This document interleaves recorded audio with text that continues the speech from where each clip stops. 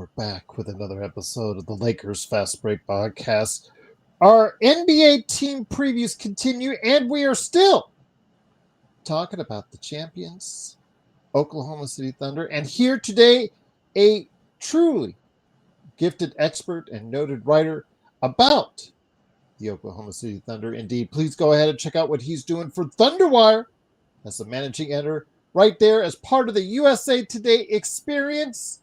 It is, of course, Clemente Almanza. Great to have you here, Clemente. I know this has been a long time coming. Couldn't find out as far as a time or day what worked out 2 years ago when I did these. I'm so thankful that you got a chance to come around and do this with me now. No, for sure, Jerome. I mean, I definitely owed you a pod appearance for sure. And, super excited to talk about the Thunder. They just won the NBA championship a couple months ago, and they're going to open the season up here pretty soon. And, they're going to be sitting at the throne. And when you sit at the throne, the rest of the league's going to throw the best punch at you. So super excited to see how they can kind of handle that throughout the whole season for sure. I think you were waiting. You were waiting until this team reached the mountaintop. Speak to me. Just kidding. Just kidding, of course. But they are on the mountaintop and looking to contend. And I will tell you what, the way that they have set themselves up for the future with the depth that this team has, they really have a blueprint on really in this modern age, in the salary cap age, how you really want to go ahead and rebuild and structure a team. And I think it needs to be noted, and I think it needs to be followed and scrutinized by other teams going forward on how this model is. And again, Sam Presti, what can you say about his great work into this and how he's been able to structure? And it wasn't really on a slow timeline as well. Within 5 years of them being competitive in the bubble, they rebuilt, they retooled, and not only have set themselves up with a championship team already, but a championship team possibility for many years to come. So, yeah, I mean, Sam's been one of the longest tenure GMs in the NBA for a reason. He took over the Sonics job in 2007, and he's been with the Thunder ever since, coming up on year 19 here with OKC. And if you ask anybody around the league, they think the Thunder are probably the best, if not one of the best, developmental organizations in the entire league since he took over. And obviously the fact that he's built up not one but two title contenders in his time, first with the KD, Russ, Harden team, and now with the Shea, J-Dub, Chet team. And now this past summer, you finally saw him accomplish the one thing that's been kind of absent on his resume with an NBA championship. And like I said, the fact that he was able to do this at such a fast rate for a second time is pretty surreal, pretty unprecedented. And really, the best way to kind of show that is if you just look at the roster that they had to win this title. I mean, Shea was the 11th pick in the 2018 draft. Wasn't really the headliner of the PG trade when that happened. That was all the draft picks that they got. Oh, and by the way, one of those draft picks from the Clippers ended up being Jalen Williams, who was a 12th pick in the 2022 draft. Obviously, Chet was a blue chipper, number 2 pick in the 2022 draft. Kind of a household name since really his high school days in Minnesota and obviously in Gonzaga as well. But if you look at the rest of the roster, Chet's the only guy on the roster who was taken with a top 5 pick. I mean, Lou Dort was undrafted. Hardenstein and Caruso, I know they were already established guys when they joined OKC last year, but they also had similar journeys where, Hardenstein was a late second-round pick, didn't really find his footing until he went to New York, and Caruso was an undrafted guy. Didn't really find his footing until he went to the Lakers, obviously. You should know that pretty well. Aaron Wiggins, late second-round pick. Isaiah Joe picked up the scrap heap from the Sixers. They gave up on him after 2 years. Cason Wallace, the 12th pick in the 2020 free draft. Kenneth Williams, another guy that was a throw-in in a Steven Adams trade from the Pelicans. If you just look at their whole roster, it's filled with guys like this where they didn't necessarily have the draft pedigree to help them be the type of player that they ended up being. But because that they were able to join the Thunder, they were able to be coached and developed by Mark Daignault. they were able to kind of grow up together. A lot of these guys are in the same kind of age group. You kind of saw them kind of fast track this rebuild where, just 3 years ago, they finished just shy of advancing the play-in tournament, and now they just had, arguably one of the greatest seasons the NBA has ever seen. When you look at their 16-14 record, greatest point differential of all time, and I obviously ended up winning the Larry O'Brien Trophy, and now they're set up to be in a conversation at least for the rest of this 2020s decade. So one of the things I wanted to ask you, because again, Sam Presti getting a lot of credit, of course, the guys on the court, SGA winning the MVP, Jalen Williams stepping it up as a Robin to Batman, so to speak, that people were questioning he could do, and he absolutely did. Of course, Chet Holmgren coming in there, providing the rim protection and spacing that they need. All that said and done, like you said, you mentioned Mark Dagnall, and Mark uh, goes under the radar, but he is now a championship-winning coach. We could talk all day about the talent that Sam Presti has put out there. We could talk all day about the assets and the ability into flexibility going forward, as far as it's concerned. But nobody really talks about Mark Dagnall himself, a guy who put in his dues, from the G League, moving up into the big leagues with the NBA. Tell us about his rise and about possibly, where he could go, given the fact that he is could be writing a team that could be winning for several years to come. Yeah, I mean, we talk about all the finds Sam has as a GM when it comes to players, but Mark's honestly one of his best finds, period, since he became the OKC GM. Um, obviously, if you don't know his story, super unknown guy, spent never played basketball at any level, um, and obviously went to Holy Cross for a year, and then it was really Billy Donovan who discovered Mark. Those two got familiar with each other at Florida. Obviously, Billy was the head coach there. Mark was a student manager at one point before he eventually became an assistant. And obviously, Billy ended up making the jump to the NBA with the Thunder. Um, and then Mark, around the same time, was hired to be the OKC Blue head coach. So a lot of parallels between those two guys, obviously. But yeah, I mean, like I said, Mark spent 5 years at the G League level, really kind of honed his craft at being a head coach. Spent 1 year on the Thunder bench as a assistant for Billy in his last year before he eventually got promoted to head coach. Um, and like I said, one of the more impressive developmental stories, period, that the organization has ever seen. Because, I mean, generally speaking, the guy you start a rebuild with isn't the same guy that you win a title with. And you see that in all sports, um, whether it's basketball, football, baseball, hockey. Sometimes you get a sense as to whether or not a head coach is more of a rebuilding coach or more of a title contender coach. And Mark, along with the rest of this group, and I think the fact that him and Shea kind of had similar upbringings as well, where they weren't really known when they were first, I guess, brought over to OKC, and it kind of had this unlikely, improbable ascension to the top of their respective professions. Shea, an MVP winner, Mark, Coach of the Year winner last year, now regarded as one of the best coaches in the league. The fact that they both had similar upbringings, I think that's really helped them kind of be on the same page throughout most of this journey. And, if you ask anybody what a coach's relationship is with their star player, is arguably as important, if not more, as to whether or not they're an X's and O, uh, master or whatever title you want to say. But yeah, I mean, like I said, like Mark's really kind of come into his own with his team. He's also kind of grew up with his team as well as a coach. You definitely saw it throughout the playoffs, especially in the Denver series and the Indiana series, these past playoffs, where he kind of made some decisions that showed signs of growth. And now it kind of feels like he's probably going to be cut from the same cloth as some of these guys like Eric Spoelstra, where he's probably going to be in OKC for a while. That's where he kind of grew up as an NBA coach and where he kind of found his craft. And I really think, as long as Mark wants to be head coach for OKC, he's going to be head coach. And like I said, I don't think he'll, go anywhere anytime soon. Obviously Sam's from the San Antonio GM tree, I guess. That's where you got to start.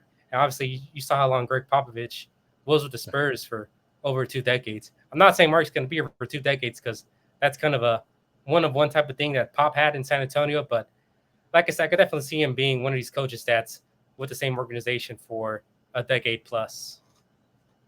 And that's the thing I want to say is when it comes to Mark Dagnall, how much success does he need before you start putting him in that conversation? Because I feel even now, or even if they win again, Mark Dagnall probably won't get his just due because he's still a younger coach in the NBA, because he still was given an opportunity with a really talented team, but he got them there. He got them to this level, and he got them to go ahead and take the next step to a championship. So it has to be given him credit on that. But I feel that in the midst of all this with Sam Presti and all this with what's going on with the talent on the floor, however it changes or mix it up, I'm not sure if Mark Dagnall will get his just due right away. I think it'll be years of success before we finally start going ahead and paying homage to see if he truly is that next great coach for the NBA.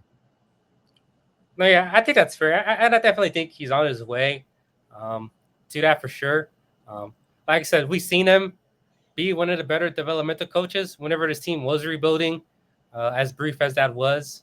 And we also seen him coach back-to-back first season in the West, 57 wins 1 year, 68 the next.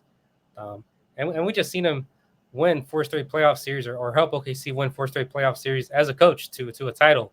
But yeah, like I said, usually the public takes a little bit long than usual to give these coaches credit, and it's not just a Mark's case. That's just kind of a general rule of thumb. But yeah, I mean, like I said, if you talk to any of these guys on the team, you know just how much synergy there is between Mark and the rest of the coaching staff and the roster. How much synergy there is between Mark and Shea, and ultimately that relationship right there is the core of all this for OKC. As long as you have your head coach and franchise player on the same page, then I mean that really lays the groundwork to have a contender. And like we've seen with OKC, now you've seen him kind of win a title already, and now we're just kind of waiting to see like, all right, is this going to be like the next maybe Steve Kerr, Steph Curry type relationship, or obviously Phil Jackson, MJ, Kobe, Phil Jackson, stuff like that. It might be a little bit premature saying those names, but I mean, from what they've done the last couple of years, they seem to be on track at the very least.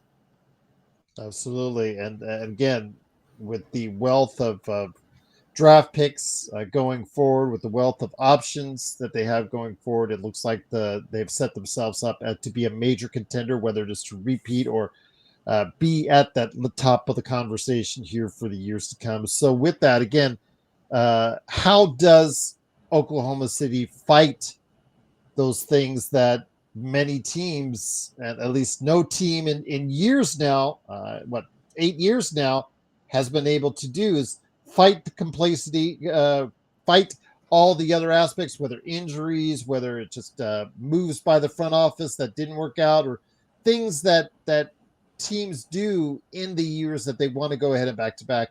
What do they need to avoid, in your opinion, so that they can reach that mountaintop again this season? I just, this might be simple, but I just think they need to get better. I mean, they were the second youngest NBA champion ever last year. People forget just how young this team is. I mean, Shea just turned 27 in July. Nobody besides Caruso is over the age of 30 or 31. Jalen Williams just had his breakout year last year, became a first-time All-Star, All-NBA, All-Defensive member. Chet Holmgren, he's kind of battled for injuries his first 3 seasons, but when he is healthy, he's shown the capabilities of being an all-star type player as well. Cason Wallace is only 21 years old, and he was starting in NBA Finals games. Hardenstein, Caruso, I mean, those guys are right now enjoying their prime. They're right in the peak of the year in their careers. This team is just still super young. They got a lot of room to grow. And I really think they're kind of banking on that internal development to kind of avoid that I guess championship hangover that you always see from previous title winners. And like I said, health is going to be super important as well. People kind of forget just because they won a title, but the Thunder, they battled through a lot of injuries last year, at least in quantity. Obviously, Chet missed most of the year with the hip fracture. Hardenstein missed some time um, with a hand fracture at the beginning of the year. Um, and everybody else basically also missed some time here and there. Um, but I think they were like top 10 in games missed with injuries last year. And he still ended up winning 68 games, running away with the best record in the entire league. So I really think if they enjoy a little bit of better injury luck, at least in the regular season, because in the playoffs, they definitely enjoyed some regression to the mean with the injury luck. Because I don't think a single guy missed a game throughout their entire playoff run, which is kind of amazing to think about looking back at it. But obviously, health's going to be super important as well. I'm not really worried about complacency just because of the fact this is still a super young, hungry team. I think Shea has the right mindset for all of this. Um, like anytime I talk to anybody, around the league, whether it's other media members or whatever, like the one guy that they say Shea kind of reminds them of, and I think your listeners are going to like this, was Kobe. Just from his mentality, just being able to always keep the main thing, always putting the work in, always being a lead by example type of guy as well. And I think the rest of this roster obviously kind of follows Shea in that regard. So I really think, I really don't think this team is going to be is going to fall victim to complacency just because that's not really the type of mindset that they have. That's not really in their blood. It's just and that's what makes me think this team has a better shot than most teams recently to go back to back, even though that is kind of a daunting task when you kind of just look at it from a historical point of view. You talked about health, and once again, I'm on with Clemente Almanza. Please go ahead and support what he's doing today on all of his great outlets. Just go ahead and make sure you stop by. Follow him on social media, but also, of course, don't forget what he does for Thunder Wire as well as part of the USA Today Sports Experience. Right there as managing editor. Wanted to go ahead and ask you this: we've seen what happened with health already to start the season, even before we get to training camp. Thomas Sorber, your first round draft pick, suffered an injury and will be out for an extended period of time. Nikola Topic is coming back from an injury. He didn't get a chance to partake in the physical part of winning a championship, but hey, recovery, you come back from injury, getting healthy. Oh, by the way, here's this ring. Here's this ring I want to give you. Go ahead. It fits real nice there for you. Oh, okay, great. Sweet. I'll take it. But how does shaping up? Youth is always something that is able to go ahead and identify themselves with OKC in recent years, but on how developed they are, how well the development team has done with most of their prospects.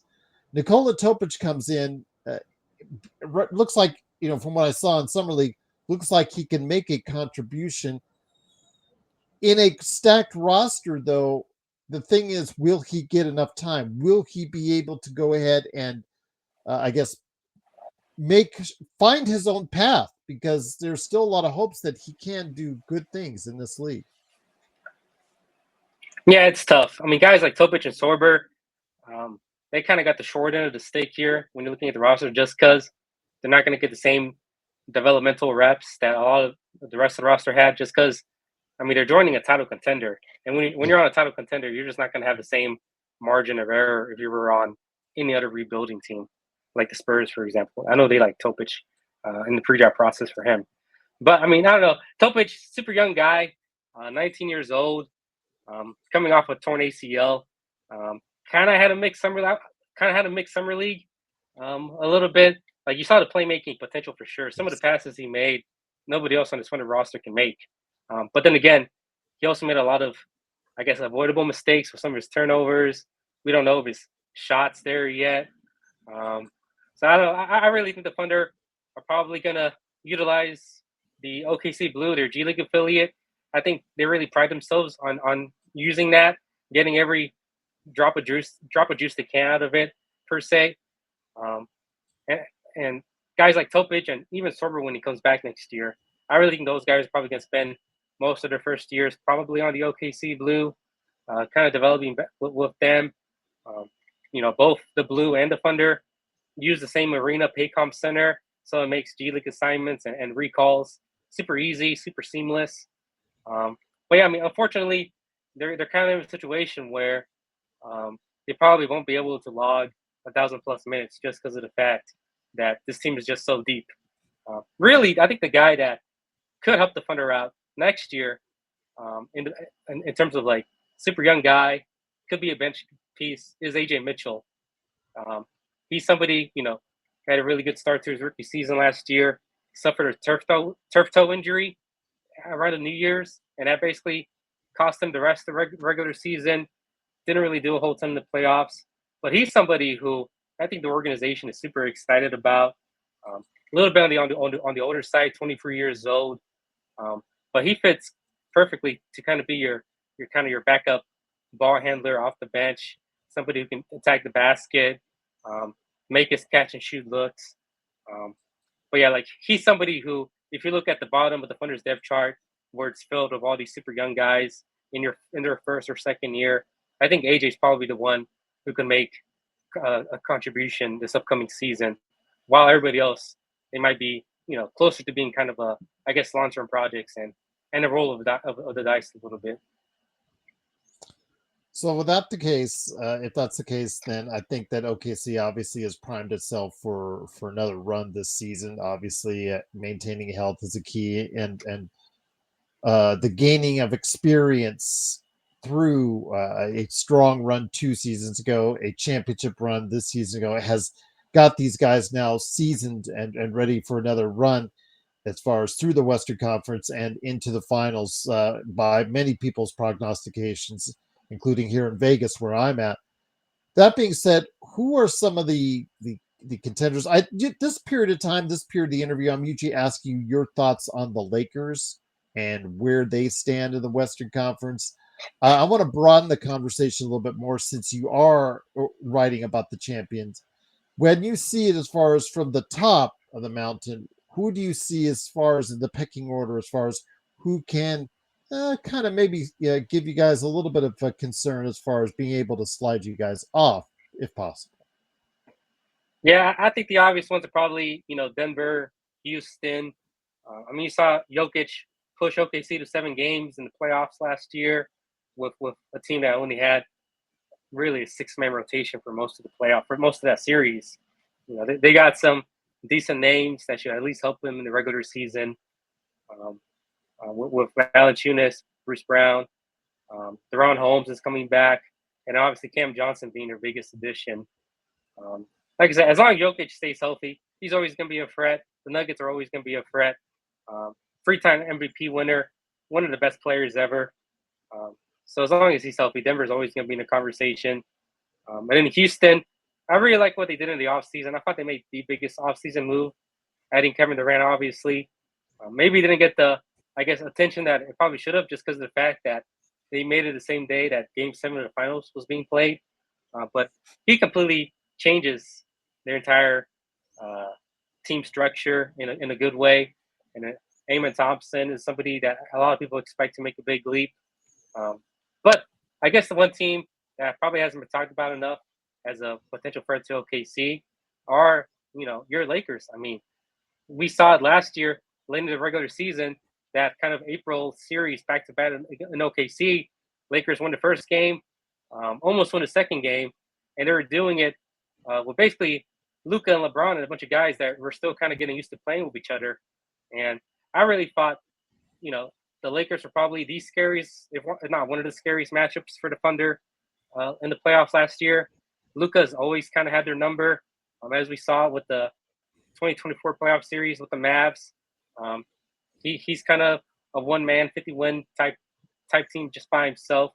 But yeah, the Lakers, I know there's kind of some doubts about their depth. How they, if they're good enough to kind of be a threat to OKC. But, as you know, the playoffs are kind of all about matchups. And I just think the Lakers are kind of a bad matchup for OKC. I still kind of think that. in a hypothetical playoff series, I think I would still pick OKC, but I don't know. Like I said, Lakers, they scare me more than most people probably give them credit to. Like that just boils down to just Luka being Luka and LeBron, even at 40 plus years old, still being, a top 15 guy in the league. Like those two guys alone could push a playoff series to 6 games by themselves. Absolutely. And you mentioned that series back to back in April in OKC, and probably would have won both games had Luka not gotten himself kicked out, because I believe they were leading at the time. He got mad at the refs. What do you know about that? Luka getting mad at the refs. I didn't know that would happen. Okay, maybe I did.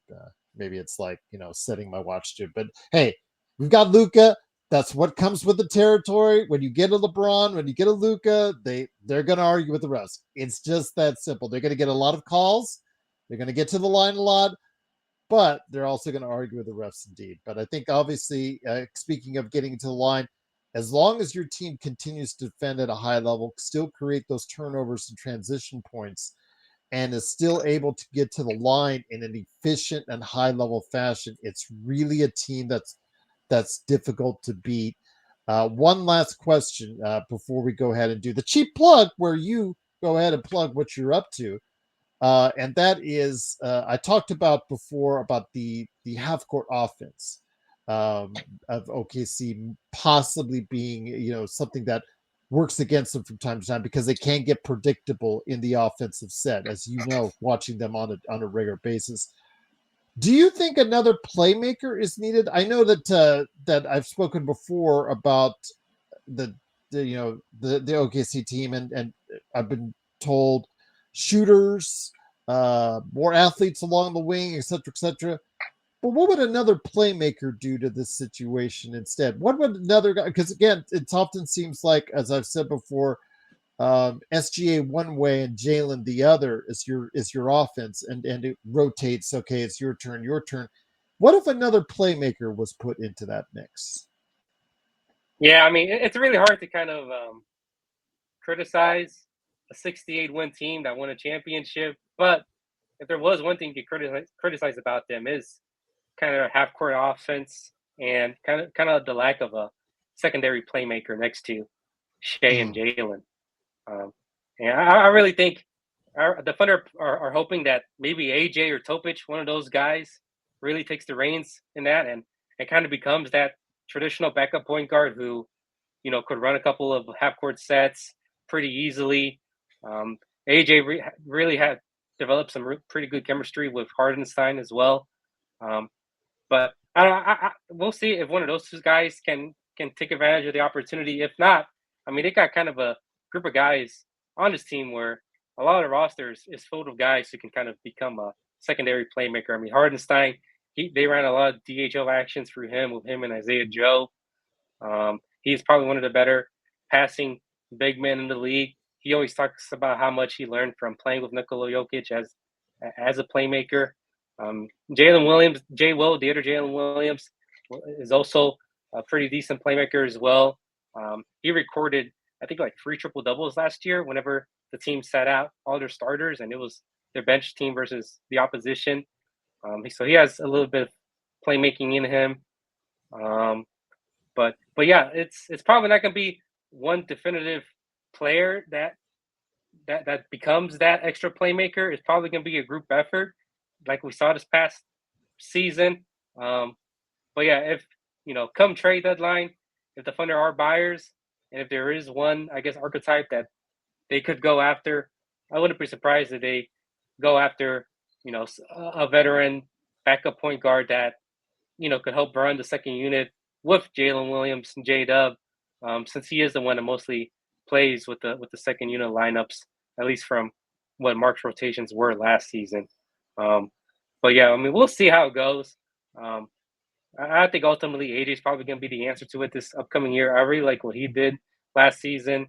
I really think he could be like an intermediate contributor for this team.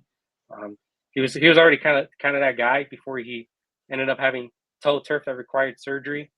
And if you're the Thunder, you're kind of hoping he kind of picks up from that point and just really, develops into that guy for sure.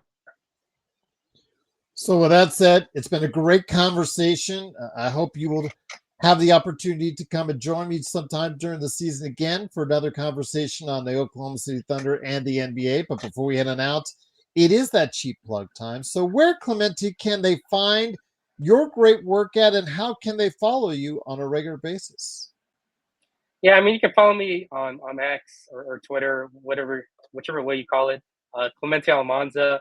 That's C Almanza, AL, M for Michael, A, N for Nancy, Z for Zebra, A, 1007. That'll be my at. And obviously, you can find all my work at OKCThunderWire.com. Daily content there. Media days starting here in a couple weeks, which means before you know it, we're right back to it, man. Like, media days going to be here, training camp, and then before you know it, preseason, and then before you know it, we're right back to the regular season grind of playing every other day. But yeah, I mean, Thunder Wire for sure. I also do a podcast called Breakdown. I'm a co-host of that. We do weekly episodes, kind of recapping the last week's worth of games and any other news items that happen.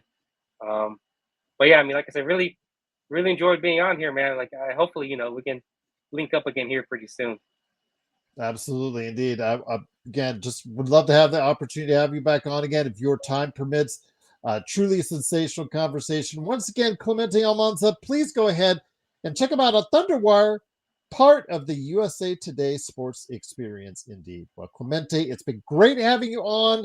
Looking forward to return opportunity to go ahead and speak to you about the NBA and the Thunder right here at the Lakers Fast Break Podcast.